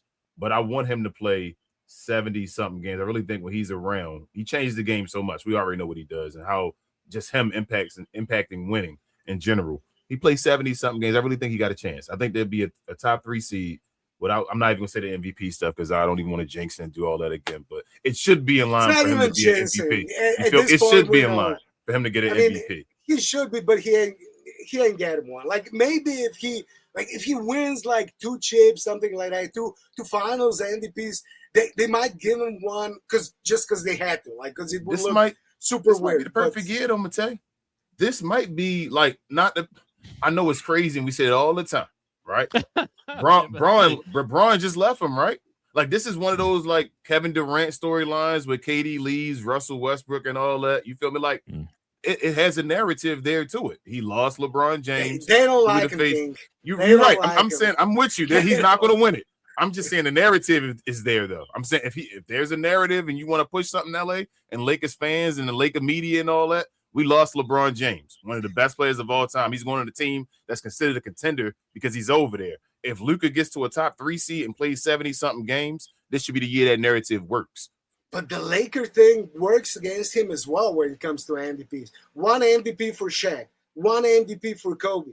How is that possible? How does Shaq only have one MVP? How does Kobe only have? Because Shaq and Kobe played with each other, Matei. But they played a long time without each other too. And Kobe got that one without him. It was part of the narrative and all, as far as Shaq not being there. You feel what I'm saying? Like, but it's still only one. Like when Shaq left, what was Kobe when Shaq left? 24, something like that. He still had his whole prime. Luka's gonna get like Nash got 2 MVPs. Luka's going to get one. If he leads the league in scoring again, they're going to have to, even if it's a pity MVP. Like he might get one of those. Like you feel like those one pity. I'm serious. Like he's led the league now. What 2 of the last 3 years and all. Like he's going to have too many like leading the league and scoring, being 30 points scoring and all that stuff. They're going to be like, man, here you go. This shit MVP. Luka finally got it. He's going to get one. I'm telling you. So they're going to at least one. They're going to Joel and beat him. What you trying to tell me? But Joel Embiid got one to make up for the last one. Luka's gonna get a pity one where they say, "Here you go, Luka. We never gave you one." That's kind of what Kobe got. Kobe kind of got a pity one himself. The numbers weren't that great in Kobe's year as far as the Lakers just won a bunch of games. Yeah, compared to the years before, that was like his. Yeah, that was towards the. Wait, did he get that with Gasol? Yes, that was with Gasol when he got the MVP. So yeah, that was when he won a championship. One of the years they won the first year. Was it the first year when they lost? One of the years when they won that with Gasol. Was it the first or second? It might have been a year where he had when they lost to the Celtics. One of them though. He won. He was one of those 3 years. He was. But we're gonna get to 2008. So it was. It was year before. Yeah. So that's the year. Was that the first year Powell was there? Now that was before the first Power championship. 2009 was the first, and 2010 was the second. Oh, right. They played. They lost to Boston in 9. Yeah. So he got the MVP in 8. In 8, yeah. I thought it was one of those finals MVP. Who got it in 9? Championship. I'm like in 8. He got it. If he got it in 8, it was after Nash. After Nash got through, and because team.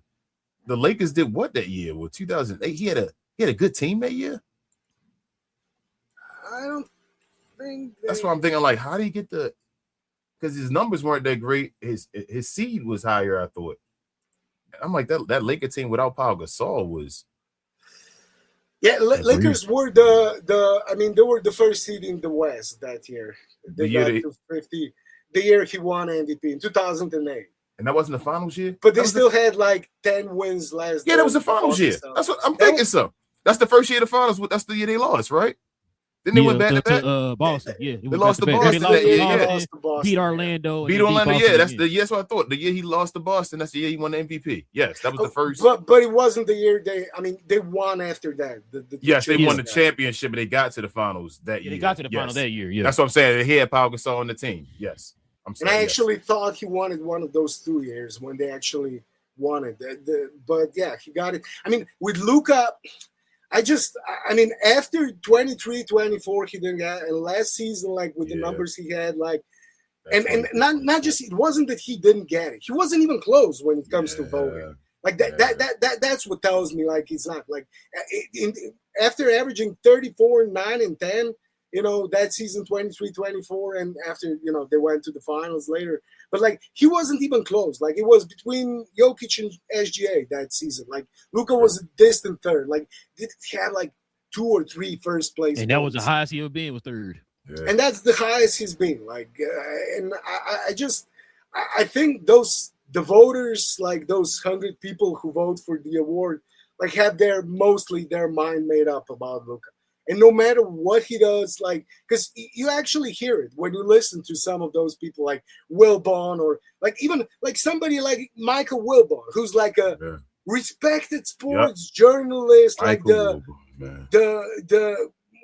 like sort of one of the sports journalism icons in US, like the huge personality. But when you listen to him, he doesn't watch Luka. He has his mind up already made it set up. And no matter what he does, doesn't matter. He's going to say Luka doesn't play defense, but even though he voted for Jokic and James Harden. I believe they said in that run of James Harden, he had the most James Harden votes of anybody. They said of anybody, but he talks about Luka, but he voted for James Harden. Yeah, we saw the numbers on the show that day, remember? That's crazy. He voted for Jokic 4 times, not just 3 times. Crazy. When Embiid won it, he voted. I actually went back and checked. He voted for Jokic the year Embiid won it. It was he was saying Michael Wilbon was saying John Morant was better than him. It was somebody else too. He not just Michael Wilbon, it was somebody else too that voted both Jokic and James Harden 3 or 4 times or whatever in their little MVP runs or whatever. And it's like wow. And it's the same with most of us. If you go back and look at the votes, with some of those journalists who vote on the awards, they had no problem voting for Jokic, Harden, Steph. They had no problem voting multiple times for all the guys who weren't good defenders. But then you hear them say, I'm not, Luka's not an MVP because he doesn't play defense. Even when he had actually a good defense, I think he was above average defender last season. Even if you look at his numbers. Remember he was in the voting for defensive player of the month, one of the months. The last month in March he was actually nominated for one of the defensive. So he's got to play some defense, and one of the top guys in steals. I mean he was top 10 in charges drawn last season. Even if you look at his ISO defensive numbers, they weren't bad. And then I listened to one of the Hoop Collective podcasts. Was McMahon talking about Luka. He was like, those ISO defensive numbers are good, but it's also because everybody behind his back is helping him and sort of watching for the gaps and stuff like that. Everybody else could have benefited that. Why do you do that? That's what I'm saying. That's how defense works, dumb. That's a good team. That's a good defensive team. That's what you're supposed to do. Exactly. The issue is that Luka has that reputation now. It is what it is, and he needs to have a superhuman. He needs a superhuman year, Mate. He got to have a year where he just shuts up and a machine. So another superhuman season, huh? No, I mean no. Not even. I'm not talking about the scoring. Luka, I think Luka's scoring his numbers. I think his numbers are numb. So I think his numbers to the league are numb now. They don't even look at him. It's it is what it is. He gets Luka's numbers. Luka gotta. The extra stuff that shouldn't matter. Luka got to go out here and have a stone cold face, meaning that he's not even. I don't even think Luka's that bad of a defender. We keep saying it all the time. When Luka plays defense, he's not that bad of a defender. It's the times where you catch him on the camera, you feel me, yelling at that or stand when they caught him doing that, and that becomes what everybody sees all the time. It's always he's always doing that, and you miss when Luka's and you miss when the games where Luka's having a great defensive game. It's damn, Luka's been shutting people down, taking the ball straight from him, taking the cookies, running the court the whole game, and it's that never gets talked about on ESPN and all that because they always go to the moments of thinking Luka's arguing with the ref and it's 4-5 on the other side or something like that. He has to have a season where he plays the games and he kind of shut up. That's not right, but it is what it is. He's never going to do it properly.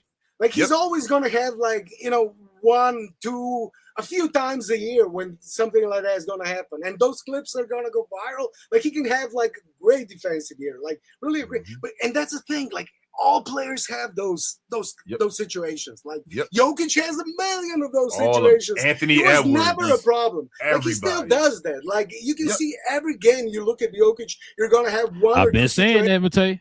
Where he's yelling at the ref, not getting back on defense, and those clips are never gonna go viral. But with Luka, he can have one, in every 15 games, every 20 games, and that clip, and all the other games are gonna be great. But that clip's going to go viral, and that's going to just reinforce. Yeah, it's cool you did the 19 over here, but let's get on that one, though. And less technicals, too. We need less technicals. Yeah, we got it's about cleaning up his image. I know that sounds crazy, and it's what are we talking about here? Luka has an image problem in the league. It's not even it's a wrong thing. He's done anything. He just has an image problem. I don't understand what it is, but it's an image problem, and he has to. It has to be for him to win MVPs. he kind of got to fall in line. It's like I'm talking to Allen Iverson here or something like that. Like, this is crazy, but he has to change up, and I don't know why, but he does, and that sucks. And I don't think he's ever going to be like 100%. Like, he's going to have those moments. Like, even, if he's consciously working, like, and you see like some progress, like in certain areas, and when he's like really, concentrating, like end of the seasons in Dallas or on the Lakers. Like he gets to 15, 14 technicals, and then, he doesn't get any for the last like 2 months or 3 months or stuff like that. So he gets only one, like he did like last season. And that's the thing, like, he can work at it, he can get better at it, but he's never going to be 100%. And because those are the narratives that already exist with him. Even if he has one misstep, if he has 2-3 missteps in the season, those are going to get amplified, and those are gonna, just reinforce all of those narratives, even if he has a good season. And we know nobody actually, when it comes to those voters, very few actually watch all the games. So all they do is actually just watch the narratives, listen to the narratives, check out social media narratives, and go along with that. So that's crazy, bro. That's crazy, why I just don't think. I think Luka has a better chance of getting multiple Finals MVPs than getting one MVP. Damn. Go ahead, Rob. I'm not saying he's going to get multiple finals. I'm just saying. No. Yeah, you said better chance because you got to win them yourself. Finals MVPs are more about you. People still vote on them, but you just got to be the best player in the finals. Yeah, you can't really lie about that. But MVP, I think I tell Rel, he want him to move forward. Luka's going to be one of them players, especially if you got to win chips. You got to win chips.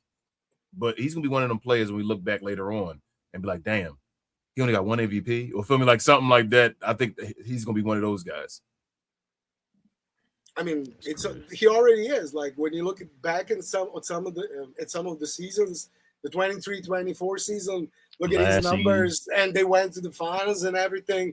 Like how didn't he win it? Like, I mean, it's just like, it seems absurd. Like with 34, 9, and 10, and after that, I just knew, like, I mean, they don't like him, like we can discuss the reasons, I'm sure there's multiple reasons, and Luka isn't blameless, but, they sort of fixated on, his negative side, the things he does, the things he doesn't do well, instead of the things he does incredibly. And with everybody else, everybody who's won MVP too, they focus on the positive sides. They may after they win like 1 or 2 or 3, they may start like nitpicking, like and that's something.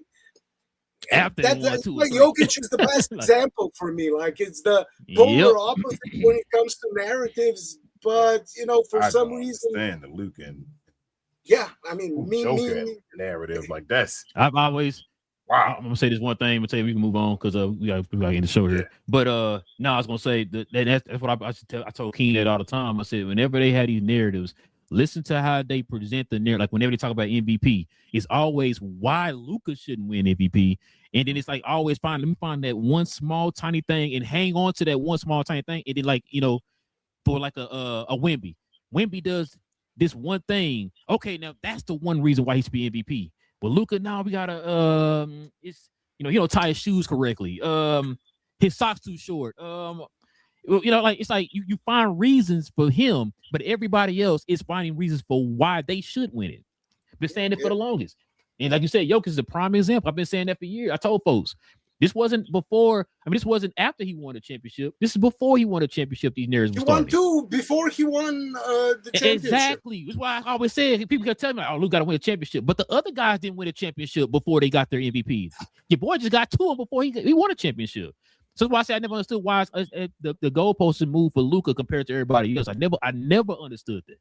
Never. Me neither. Giannis got 2 before he won a championship too. Like pretty much everybody gets all the MVPs got their MVP. They got a chance to kind of grow to that point. Yep. No, you had to predict it. Usually you would predict it. The MVP was a prediction in a way. Like you already had him as that's the best player coming up. Like you said, now go win a championship. Follow the narratives. That's what it is now. Yeah. Thanks. Go ahead, but But yeah, let's go ahead and get to these questions, these comments, man. But before we start that, man, let's go ahead and show some love to the merch.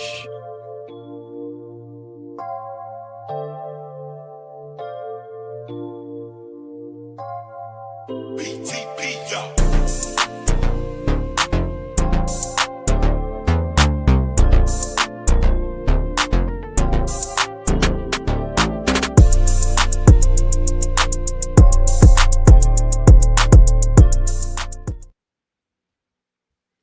Yes, sir, ladies and gentlemen. Listen, if you're interested in the merch of the channel, like the one I have on here, the NBA Inside Stuff theme cap and crown shirt, simply scroll on down to the description box below. Click on that link.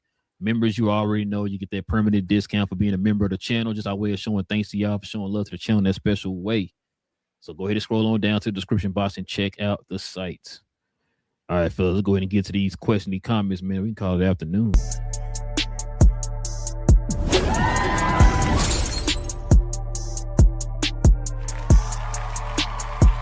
Sponsored by True Classic. The most interesting customer came into True Classic today. A young man came in right when the doors opened and said he had a job interview in just 30 minutes. The challenge, or so he thought, he had about $150 to work with. Now, in most places, that's a fancy shirt, maybe some nice socks. But at True Classic, when you add more, you save more. So not only did I set him up with a pair of our 4-way stretch chinos, not only did I set him up with one of our white button-down shirts, I even helped him complete the look with one of our coach's jackets. All for just $130. So he found his fit, looked great for his interview, and I'm pretty sure he got the job too. That's true value. All right, let's do this.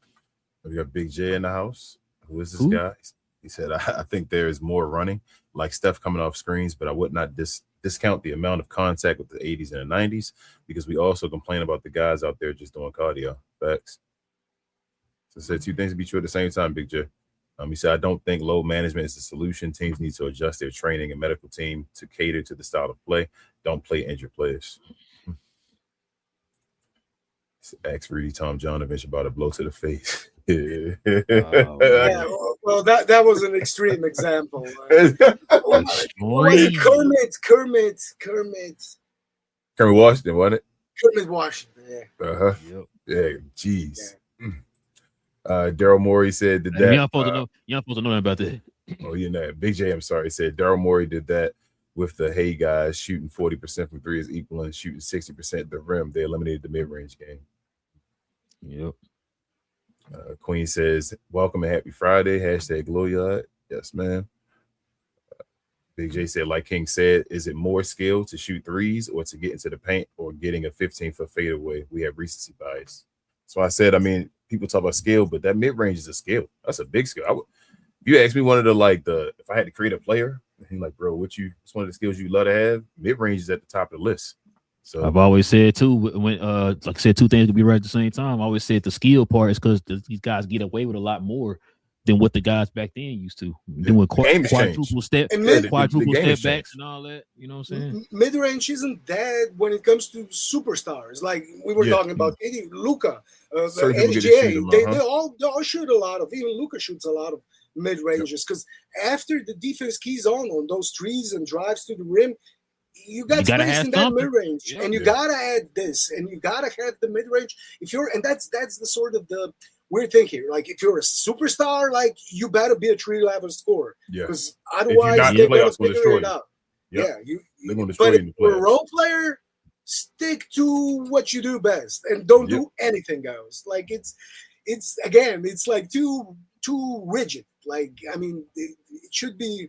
It's always too far one way. To the middle. Big J said, hello to any person. Hello to any person in the DMV watching. Hope you have a wonderful day. I'm not in the DMV watching. I ain't in the DMV, Big J. I don't know what you're talking about. Ruggs says Dwayne Wade was so great. It sucks that you spelled that Dwayne wrong, Ruggs. His name's spelled wrong. His name's spelled Y-A. Yeah. It sucks that David Stern made me hate him. When he started the tights movement, had us look good, play good. Folks out in the street with them tights on still hate him. Go, man, them tights was tough, bro. I don't care what y'all say. I used to love it. The dudes was able to wear the tights parts, but then David Stern said, nah, you're having too much fun. Remember Tracy McGrady's leg sleeves and all that too, bro? Yeah, bro. Hey, shout out to my boy B, man. They used to have that sleeve like Iverson back in the day, man. That's a favorite player. I had to feel them sleeves, I ain't gonna lie. When they brought them to Walmart. Al said, I missed most of this, but thanks for getting Matei on to get a different perspective in basketball. Hi, Matei. And we had a long show. Al, I saw you put this on the show earlier, so you've seen a good amount of it, damn near an hour. And she said, and Matei, I'm not a Lakers stan either, but I think Pelinka getting Kessler sold me a bit with him trying to build around Luka. She says, need PJ Washington to complete. PJ Washington will be a big, I ain't gonna lie to y'all. Lakers get PJ Washington though, and that stuff I'm start looking at. I'm like, okay, yeah. Right. Now we can talk. Matei. Now we talking now, yeah. Matter of fact, they don't have any assets. I know they don't have any assets. That's what I'm like. Second rounders now. But they saying the Mavericks and the Lakers are talking something serious, and I'm like, how are they talking something serious? I wouldn't think they have anything. I really wonder what's PJ's value around the league right now. Like, because everybody knows he doesn't fit with Cooper Flag. Like, there's a lot of fit issues here. They basically occupy the same position, want to do the same. Yeah, only Cooper's better. It has more potential. Yes, better, and they're building around him. So and again, they drafted Morez. So again, the same position. They got a bunch of guys actually now when it comes to forwards. So they do need to.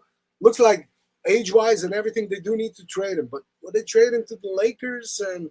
What would they trade him for? Like, I do think Ujiri has now, he can do any deal he wants if he thinks it's good enough for the Mavs. Like, it's not Nico's situation after the Luka trade when, he couldn't do a move with Lakers anymore. I think Ujiri can, but will they? And could the Lakers actually match other offers? That's not the issue. So I'm saying the Lakers, I got an alert. They still eyeing Kuminga. The Lakers? Mm-hmm. I think they're gonna try to get both. I think, bro, if Rob Pelinka trying to do something crazy this shit. Like it's like he's trying to. It looks like he's trying to do something. Now I don't know if he's gonna get this stuff done, but he's trying to do something. They saying that the PJ talk is for real, and it's been happening like serious conversation. They really, and I don't hear any other teams reaching out about this like seriously. So they trying to get PJ to LA. And if that happens and you get a Kuminga, like stuff is different now. Like I know Walker Kessler you stand in the backup center for a major, but the rest of your wings and all. We might have a conversation, bro. I ain't gonna lie to you. The Lakers start to become like Walker Kessler just got to stay healthy then at that point, and the rest of the team becomes whoa. Big J said, I think offensively the Lakers did well, but beyond Kessler, they didn't address the defense until Thibault and Zaire. The fact that they keep talking about Grimes as a point of attack is concerning. I mean, Grimes can do what he do. Y'all going to stop treating. I don't think he's a bad defender. I think he's good. And I think Sexton is a bit. He's a bit underrated as a defender. He definitely give effort. He's effort. That's what I'm saying. He's a big effort guy. He's just smaller. He's small. Like he's gonna have some issues, but I think he plays hard on defense. And I think if you have a team of guys playing hard on defense, that matters. Like if everybody plays hard on defense, so that's where Luka's gonna have his influence felt as well. He's gonna have to set a tone, just like everybody else are gonna have to play the same way. And if everybody plays hard, we're going back to the 21-22 Mavs season. Like no elite defenders, but they made it work because everybody played hard. Even Luka tried on defense. Like that's what Kid actually did good on that team. Mm-hmm. Like he actually made him play defense and made everybody care about defense, and he showed. Effort. That's what I'm saying. Nobody really posting up no more. So you got a guard that shows effort. Shout out to Kyrie.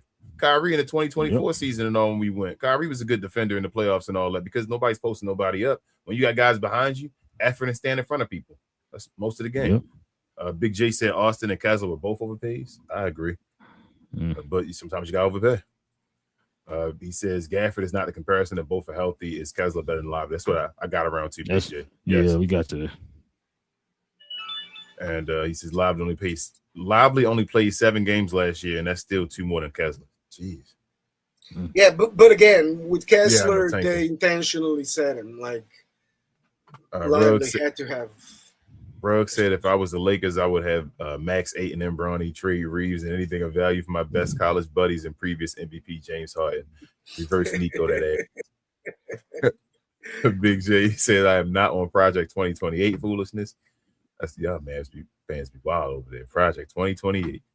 Big J said I think the Spurs are the number 1 seed. I agree. He said OKC will probably drop to 4th. I wouldn't be surprised if Utah takes the lead. True. 4th. I don't know about OKC 4th.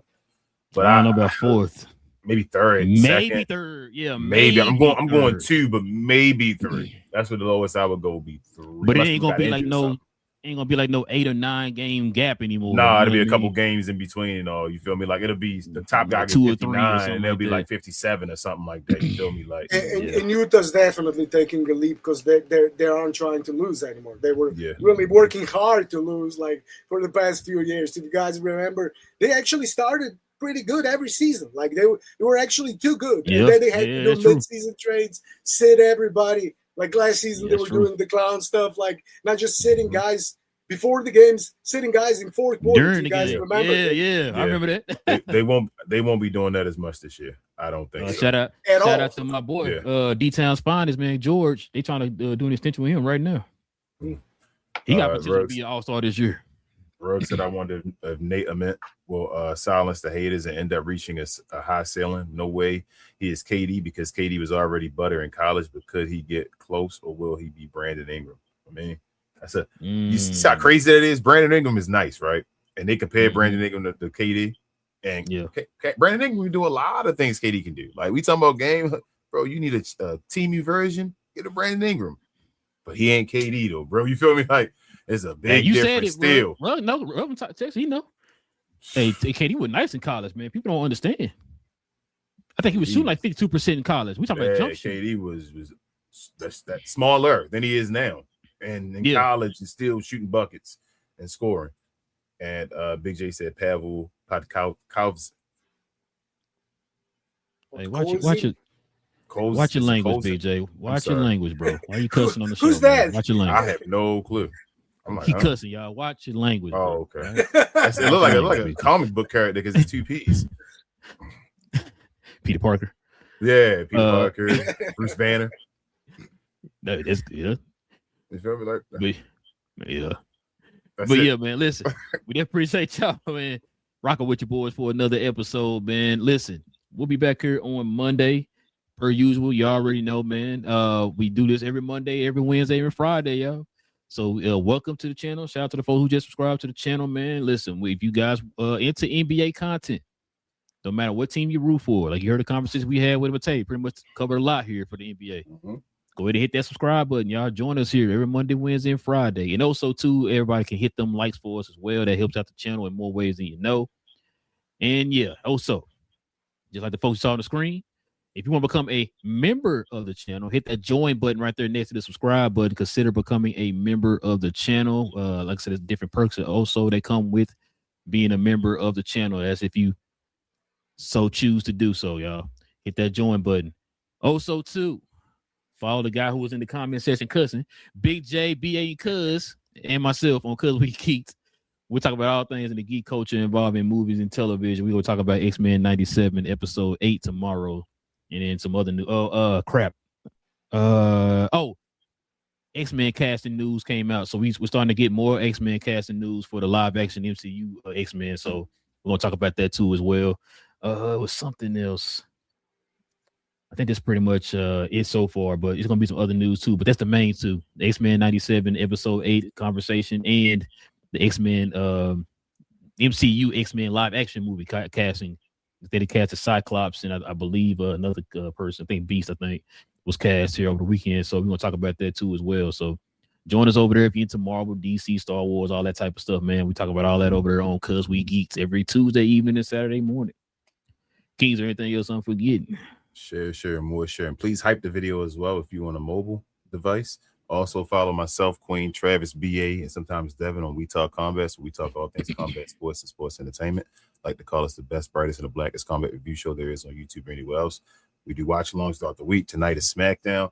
We just went to a Fairfax event in Virginia, house show yesterday. We'll talk about that probably this weekend. Shout out to Trick Williams. He just retweeted our tweet. So we were talking about that as well. Yeah, man, like we doing big things over there. Come over there if you're interested in WWE, combat sports, MMA. We talk about all that kind of stuff, mainly that WWE though.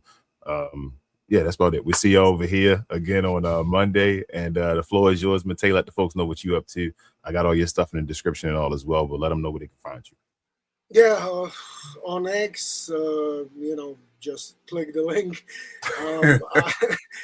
I'm there if you want to hear my takes. I have sport info on YouTube as well if you want to listen to that, and all other platforms like Spotify, Apple Podcasts. Like, it's sport info, it's everywhere. And if you want to check out it's mostly in Slovenian though, so but we do some. They have auto dub now, don't they? They do. Actually, Leontine was telling me like she can actually listen to some of it. So nice. Yeah, So there you go. you Subscribe can over there find to me there. Sports Info. SI, yeah. I ain't gonna lie to you, Matei. My favorite tweet of yours is when you be calling out narratives, bro. I like it. I like it, man. Yeah, I mean that's the NBA, the Narrative Basketball Association. Right. I mean, That's a good one. That's a good one. That's a good one. That is a good one. That's a t-shirt. One, yeah, it really is. Just in short, like I always said, and like I'm watching a lot of different leagues around the world, like football as well, soccer for you, U.S. public, like, and there's no league in the world that's as narrative driven as NBA. Or now WNBA as well. Like, for some reason, NBA and WNBA, like, narrative. If you want narratives, like that's the place for you. It's to the point, man. Matei, we'll call out every once in a while on the show, but sometimes it kind of gets old because, like, bro, it's so many you got to try to like combat, bro. And it's like I'm just getting tired of doing it every time. You know what I mean? It's like after a while, it's like, man, you know what? Let's just go ahead and speak what we know, man. Just keep it moving, man, because you can't fight it all, man. Now it's to the point that it's like a well-oiled machine now, man, and it's so many people feeding it. It's like it's kind of hard for you to fight the whole entire system. So, I mean, it is what it is. You just got to pray that people are smart enough to figure it out. That's why they're so big on social media. That's why they rule NFL and all other leagues on social media, because they figured out, like, feed those narratives. Yep. Exactly. That's crazy, bro. But yeah, listen, like I said, man, we'll be back here on Monday, y'all, for more NBA talk. So join us here for Monday. Hit that subscribe button if you're new. Hit them likes, everybody, as well. We got our guy Matei on, guys. Follow him. All his information is in the socials down below. And with all that being said, man, it's your boy Relin King of Cap and Crown NBA Podcast. We'll be back here on Monday. Same cap time, same crown champ. No cap. Cap and Crown. The only question I got from Matei is, bro, it's a very important question, Matei. When are the Lakers going to sign Dwight Powell?